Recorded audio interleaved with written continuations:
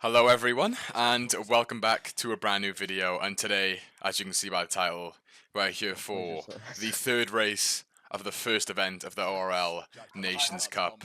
If you missed the previous two races, I recommend going and watching them first. The first round being at Baku, and the second round was the reverse grid race at Zandvoort. So yeah, coming into this one, I think the pace for Britain was, Oh, I was going to say good, but as you can see there, it is Inter's for quali. wait, did you So get yeah, I was going to say the dry pace was good.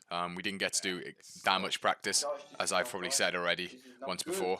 But yeah, the pace of Britain was good despite the lack of practice. So I was feeling confident, but yeah, it's now Inter's.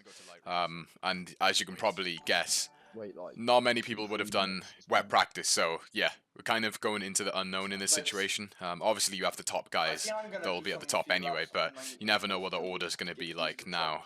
So yeah, getting straight into it. The first two laps, just about finding, the limit, what we can do. Obviously, as I said, not many people would practice, so yeah, we're kind of just practicing right now. It is going to get drier throughout the session, so yeah, these laps aren't going to matter too much, but yeah, it's important to just get out there and get a feel for the track. And yeah, as you can tell, we're massively improving on our first lap. And up to the line, we go provisionally to P4. So, yeah, everyone just getting used to the track right now. The track's going to get drier as the session goes on, as I just said. So these lap times are not going to mean that much. And coming on to our second run, as you can see, up by over 410. So, yeah, definitely improving quite a lot. Track getting much faster. We're currently in P10. So important that we get a really good lap on the board here. And up to the line, over 5 tenths up. We go provisionally P2, a tenth behind Jarno Otmir. And yeah, we're going to go into the pits, put out one fresh set of inters on and go for one or two final runs. So yeah, on to my final lap of the session and my fastest run. Pay attention to my fuel on the bottom right. As you can see right now, we're in lean and we go up to rich and hot lap. Which if you haven't realised is not the mode you want to be in. So yeah, we have not realised. We kind of rushed towards the line. And yeah, unfortunate being in Rich instead of Max, and we still not going to recognise it. Following a long way, a bit distracting actually, but yeah, coming onto the straight, it felt good, and I see that we're losing time, and I still haven't noticed, and now I've noticed. So yeah, that's cost me a lot. I think well over a tenth that would have cost me, which is unfortunate, but we're going to keep pushing through Luffield, making sure not to lose the back end on the exit. As you can see by my face cam there, I am not happy with that. It looks like I've given up, but not completely yet. There's still time to find. Coming through Cops, making small improvements, and I know there was a little bit of time to be gained in Maggots, Beckett's and Chapel, also with the track drying up. Pretty nice and tidy. Probably could have took more curb there. Losing the back end a little bit, but still gaining. Apparently Purple Sector 2, not sure if that's accurate to be honest. And coming into Stowe, braking just before the curb. Down to 5th gear. Barry not happy with his lap. We're going to keep pushing. Around half a tenth up into the chicane. 3rd gear, short shift to 4th on the exit. Nice and tidy, short shift to 5th just for the extra traction. Up to the line, make sure not to spin. Short shift into 6th. Lose the back end, but we go up to P5. And you can tell I am not happy with that. So as you can see, we're about 2 tenths off pole, and I honestly believe that first sector using Rich cost me, around about a tenth and a half, maybe even more. So yeah, I think without that, if we were in max fuel, we could have been close to pole, or at least P2, because there was a big gap from Jarno to Alessio. So yeah, unfortunate, but it is what it is. We need to eliminate those mistakes in the future, and we still have a race to do. So yeah, let's get straight into it. So then Jarno on pole, Alessio P2, Moreno, Beresne, we're in P5 for round number 3 of the ORL Championship. And his lights out and away we go, and we have got an awful start. We've already been jumped by Camille, and yeah, it could not have been a worse start from us. We're going to take the inside line, make sure not to smash our front wing on someone. Nicholas Longway tries to go round the outside, which turns into the inside for this corner, but we hold it round the outside of Camille. and we maintain P6. So unfortunate that we lost a position, especially in these DRS trains. Track position is, well, quite important. But yeah, now it's just about sitting in this train, as I say at the start of every single race, saving as much as possible. You can expect the racing to be, you know, just as intense as before, especially with this money on the line.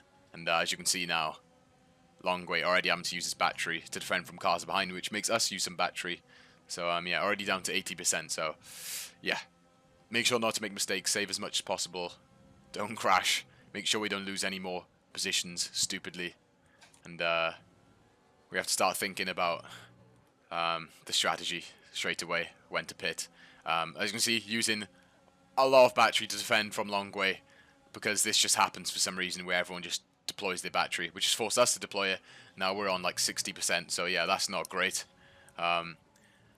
So yeah, with this track, I think I've mentioned this in a previous race, the tyre wear isn't high at all, so you can really pit early and do most of the race on softs, because the softs are the better tyre and they don't really weigh much. So yeah, pit window is probably like lap 2 to lap 4, and we'll decide when to pit a bit later on. So yeah, moving on towards the end of lap 3, some people have made the pit stops. Jarno and Alessio are actually on the soft tyres, so they're going for the other strategy, which I believe is the worst strategy, but we'll see how that works out for them. So we're going to come into the pits right now. Everyone else ahead carries on, so we'll be looking to get an undercut on them, making sure to slow it down. Quite tricky at Britain, because you come into the pit lane with quite a lot of speed, and you have to be at that 37-mile-an-hour limit. So yeah, looking behind me, we got quite a few cars pitting. Just pray that we don't get held into our box.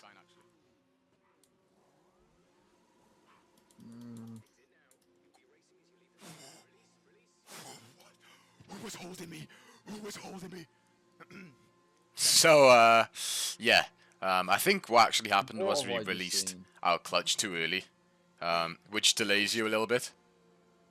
So that's unfortunate. Another mistake. But coming out of the pits, as you can see, that's Moreno going through. There's Longway and Burumand. So we've been jumped by Barry, who pit on lap 2. I think if we didn't make that mistake and we didn't get held in the pit box, then we would have been ahead of both cars, or at least been ahead of Barry. So yeah, this just been a race full of mistakes, or an event full of mistakes, to be honest, which need to be fixed if we want any chance of winning this. So yeah, moving on to lap 9, and as you can see, we have about 80, or was that 95% battery. So yeah, we've been saving in this train, and Barry ahead of us didn't have as much. So me and Barry actually decided to switch, so I can use all my battery and try and attack the guys ahead, who I believe are quite low on battery. So yeah, we get a good exit, and as you can see, onto the straight, we catch up a lot to Barry. We use our ERS. Go. We turn it off momentarily because we thought that Barry didn't want to let us go, but then he says go, so we use it all. And then, as he says there, use all of it. So yeah, we have 70% battery, one of the highest, I believe, of the front guys. So yeah, we're going to be pushing a lot. As you can see, there's a massive train of 8, 9 of us, including Caraton, which is absolutely crazy. But yeah, now we got to start deploying all our battery, and hopefully we can make up a few positions, because of the DRS and slipstream. Obviously, it's not going to be easy, even with the ERS advantage. As Beresnay and Longway going side by side through turn 5, and Beresnay stays ahead on that one. And I believe this is going to open the door to Camille. We use all our battery, or we're trying to, but we're going to stay where we are. Camille thinks about having a look, and Longway sends it up the inside of Beresnay. Beresnay forced out wide, but he has the inside line for Luffield, and he keeps that position. Longway sent wide, which allows Camille through. So now we have Longway as our first target, and as you can see at this point, he has a flashing ERS light, so this is when I know I have to get the move on him. He has less than 10%, I have 67%. There is no way that we shouldn't overtake him right now. So yeah, going onto the straight, getting a good exit, instantly deploying our battery. And as you can see, the difference between having no ERS and having ERS, much quicker. So we're going to go down the outside, and he defends, going into Stowe, but he gets a bit out of shape on the exit. We go down the inside, force him to brake late. He's going to try and hold the position. We're going to get the switch back. Much better exit. Use our ERS. And yeah, squeeze him a little bit, but make sure to give him room. And yeah, that's the move done. We had to use quite a lot of ERS, but against the driver of the Asker level, Longway, that's a good overtake, I think. And Barry actually sends one up the inside of Longway. We get hit a little bit, and Longway and Barry make contact. I think Longway spun. So yeah, unfortunate there. Actual fuck is Longa doing, man? Honestly. And yeah. Next up is Camille. I noticed that Camille, his ERS light at the back was never flashing, so I think he saved quite a lot as well, which is going to mean the move is going to be a lot more difficult, if not impossible. And moving on to the final lap, nothing really happened. The gap stayed as it is. I tried to use all my battery on the straights, but we weren't gaining anything. As you can see, there's a bit of a battle ahead of us. Beresna goes a bit wide. Common tries to send one up the inside. Gets hit. We almost go into the back of him. We could have capitalized on that, but we kind of just took our normal racing line. We didn't expect really Camille to go up the inside of Bresna there. But yeah, we save a little bit of our battery. We have one final go on this next straight. But unfortunately, as we drain all our battery, as you can see, Camille's light just comes on now. So we had a little bit more, maybe about 7 to 10% more, but that's not going to be enough. Up ahead, they're still fighting. I believe that's Moreno to Capua, going side by side. And they both get pushed off the track. Jarno Otmir gets the switch back, and he is going to win the race with Bresne P2. And yeah, that was a interesting ending to that race. Unfortunately, we weren't in that battle right at the front. But yeah, P6. Moreno and then Jarno not bad, but should be better. Oh, yeah, interesting event. Didn't really go to plan for the rest of the world team. A lot to learn going into these next events. There was a lot of mistakes. But yeah, I hope you all enjoyed today, boys. There's no championship standings as of right now, because they just haven't posted them anyway. But as soon as they do, I'll put them into the next video. But thank you all for watching. Please leave a like and subscribe if you did enjoy. Let me know what you want to see in the comments regarding these type of videos. And yeah, I'll see you in the next one.